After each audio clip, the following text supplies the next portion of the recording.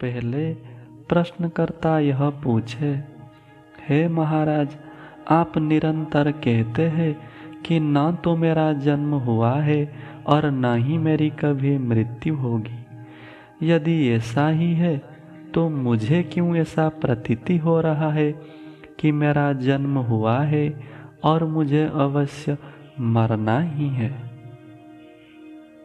महाराज कहते हैं, क्योंकि आप विश्वास करते हो कि आप देह यानी शरीर हो। कभी यह प्रश्न ही नहीं उठाया कि सचमुच मैं देह यानी शरीर हूँ अथवा नहीं। यह तो प्रत्येक सी बात है कि देह जन्म लेती और इसकी मृत्यु होती।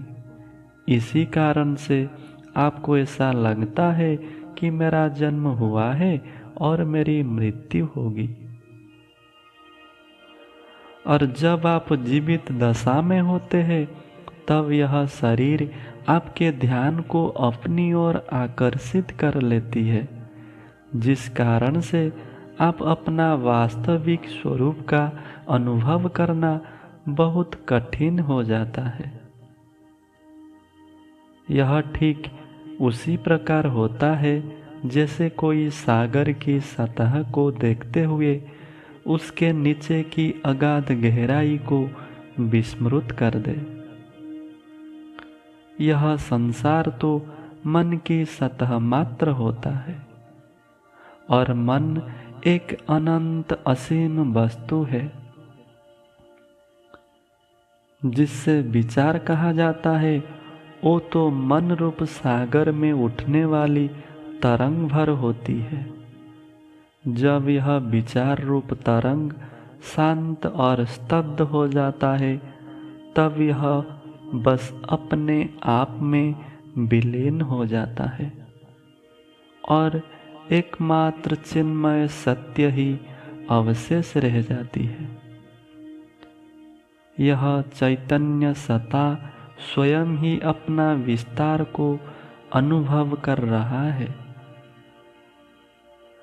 हमें यह एक चीज को समझना है कि मैं आकार रहित समय से परे अजन्मा चैतन्य रूप हूँ। इसी प्रकार हमें केवल शब्दों के विस्तार से संतुष्टि नहीं होना है। अपने आप की कल्पना आप जिस व्यक्ति के रूप में करते हो, यह व्यक्ति को आप स्वयं के विराट अनुभव रूप यह सारा संसार के ही एक छोटे से अंश के रूप में देखो। फिर आप पाओगे आपके यह व्यक्तित्व रूप भ्रम केवल आपके मन के ही है और जिसकी अनुभव आपको अपना मन में ही होती है। इसीलिए आप जब सुषुप्ति अवस्था में यानी स्वप्न रहित गहरी नींद के स्थिति में रहते हो तब आपके यह मन निस्तेज हो जाता है। इसी कारण मैं शरीर हूँ अथवा मैं व्यक्ति के रूप में विद्यमान हूँ, इसी प्रकार कोई अनुभव तब आपको कभी नहीं होते। अगर यह मन आपसे पृथक होकर विद्यमान है, फिर मन में उत्पन्न होने वाले यह व्यक्तित्व रूप मैं कैसे आपके वास्तव स्वरूप हो सकता है? आपके एकमात्र समस्या यह है कि आप जिसकी भी अनुभव करते हो तुरंत ही आप स्वयं को उसके साथ तादात्म्य कर देते हो, अर्थात उस नाम रूप और संवेदनाओं के साथ आप एक रूप हो जाते हो। फिर स्वयं को समय और एक निर्दिष्ट सीमाओं के अंदर अनुभव करते हो। जैसे जैसे इस विराट तत्व से आप स्वयं को अलग एक व्यक्ति के रूप में अनुभव करते हो, वैसे ही आपके अंदर अपूर्णता, भय और दुख प्रकट होने लगता है। हे मित्र, इसलिए अपने आप को उस सब में देखो जो अभी यहीं जीवन से परिपूर्ण है। इसी प्रकार जो आपके प्रत्यक्ष अनुभव है, जैसे जैसे यह निर्मल होते जाएगा वैसे ही आपको स्पष्ट होने लगेगा कि इसी संसार में ऐसा कुछ भी नहीं है जिसके साथ आप सदा रह सको अथवा अपना कह सको। फिर भी साथ ही साथ आपको ऐसा प्रतीति होगा कि यह सारा संसार आपके कल्पना मात्र होने के कारण यह आपसे भिन्न नहीं है।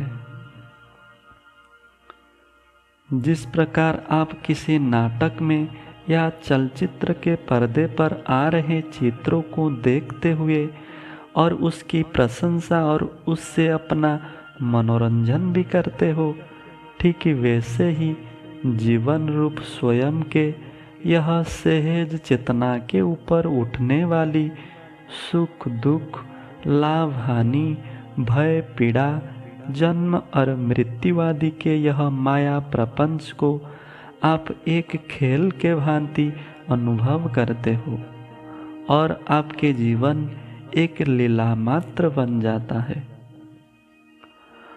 और एक ही समय में आप यह अनुभव करते हो कि यह संपूर्ण जगत के सबसे निकटतम आप स्वयं ही हो, फिर भी यह सारे दृश्य प्रपंच से अलग भी हो।